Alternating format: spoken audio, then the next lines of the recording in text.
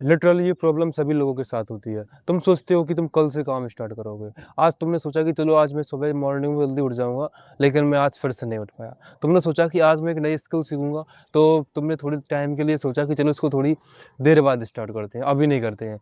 फिर तुमने इसको थोड़ा और पोस्टपोन किया।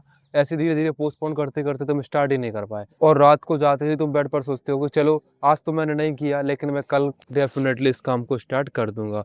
और लिटरली ऐसे ही तुम्हारा टाइम निकलता जाता है और तुम कभी स्टार्ट ही नहीं कर पाती हो। तो ये प्रॉब्लम का सॉल्यूशन मैं तुम्हें देने वाला हूँ बहुत ही मस्त बेस्ट मेथड के साथ। तो ये प्रॉब्लम होती क्यों है? आज से 2 साल पहले सेम ये प्रॉब्लम मेरे साथ होती थी।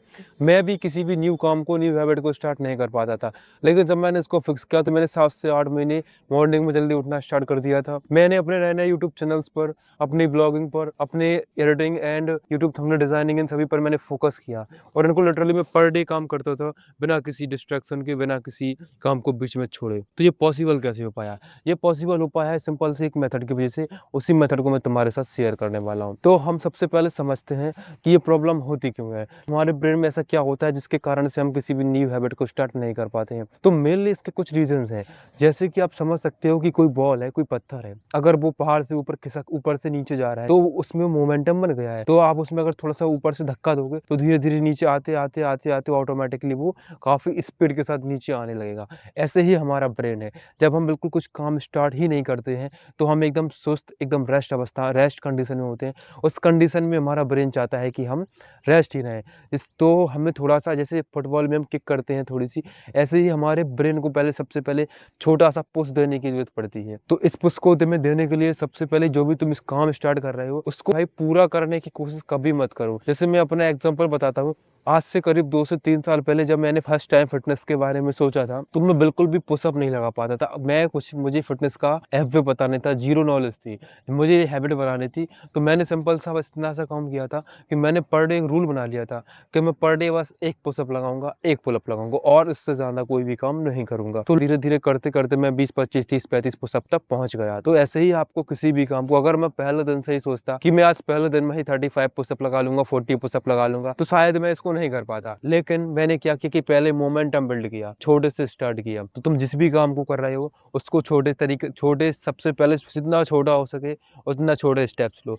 फॉर एग्ज़ाम्पल के लिए अगर तुम्हें मॉर्निंग में जल्दी उठने की हैबिट बनानी है, तो तुम इसको कैसे बना सकते हो? अब तुम जैसे अभी 8 बजे सोकर उठते हो और तुम सोच रहे हो कल से तुम 4 बजे उठोगे। बोलिए भाई तुम इसको 1 दिन, 2 दिन या 3 दिन से ज़्यादा फॉलो नहीं कर पाओगे।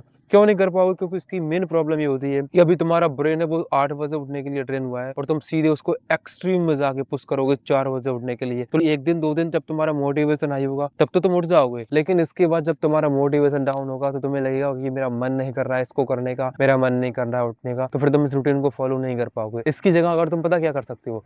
8 बजे उठते हो जैसे तुम, तो 4 बजे ना उठकर तुम 7 बजे उठने की हैबिट बनाओ सबसे पहले। सबसे पहले हैबिट बनाओ कि 7 बजे मुझे डेली उठना है। तो इससे तुम इस हैबिट को 10, 15, 20, 25 दिन तक पहले इसको फॉलो करो। फिर नेक्स्ट स्टेप पर आओ, इसको फिर अगला पुश करो कि 7 की जगह तुम 6 बजे उठो, फिर 4 बजे उठो, फिर 5 बजे, फिर 4 बजे। ऐसे तुम हैबिट बना सकते हो।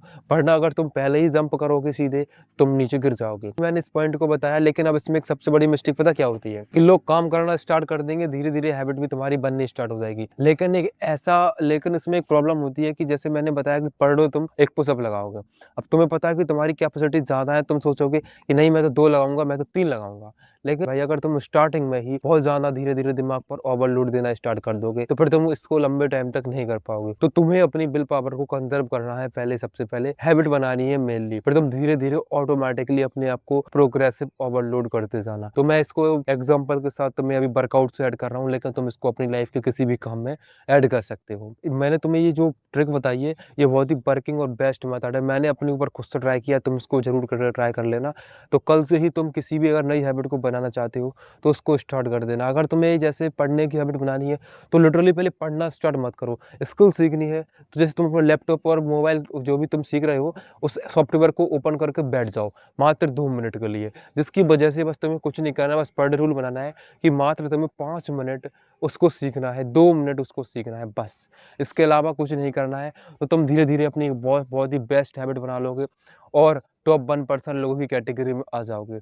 तो भाई अब इसके बाद एक पता है एक सबसे बड़ी प्रॉब्लम ये होती है कि लोग स्टार्ट कर देते हैं, लेकिन 40, 45, 50 दिनों के बाद एक ऐसी ब्रेन की कंडीशन आती है, उस टाइम पर लगता है कि मैं गिव अप कर देता हूँ।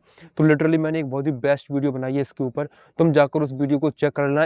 ये वीडियो है, इसमें मैंने बताया है कि कैसे जब तुम्हें लगे कि गिव अप करना है, उस टाइम पर अपने ब्रेन को तुम कैसे समझा सकते हो।